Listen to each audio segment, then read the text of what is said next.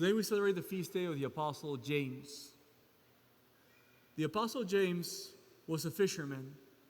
He's the brother of the Apostle John, and we also know the name of his father. His father was Zebedee. His father was also a very well-known fisherman from Galilee. James has the privilege of being counted among the first disciples to be called by our Lord. The same day that the Lord called those two other brothers, Peter and Andrew, he also called John and James. So James can count himself among the first group of the disciples to be called by our Lord and follow him. James also belonged among the 12 apostles to that smaller and more intimate group that Jesus created surrounding him, that was conformed by Peter, John, and the Apostle James. We always remember that these three apostles were there. For example, the day of the Transfiguration, the day of our Lord praying in Gethsemane, but they were also there in a less remembered moment when Jesus resurrected the daughter of Jairus. The three of them were also there in that second floor. So James had, let's say, the privilege of belonging to that very intimate and close group of disciples that were near Jesus in very special moments. James and his brother Zebedee, they had a nickname, right? Sons of Thunder. So that suggests that the two of them, they had a choleric temperament. Seems to be that they were very explosive.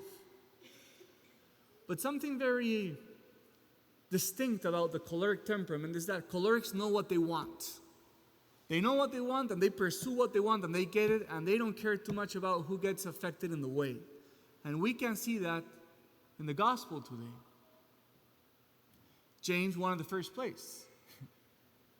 He wanted to be number one. Well, or perhaps number two, but he wanted to be sure that it was John, his brother, and himself who took the first places. He knew what he wanted, and he didn't care if he did it in perhaps not the best way, because he did it around the other apostles, without the other apostles seeing. But something truly beautiful that I want you to see today is that the desire that he had in his heart of being number one, Jesus fulfilled it, but in a different way. James became number one because he was the first one among the martyrs.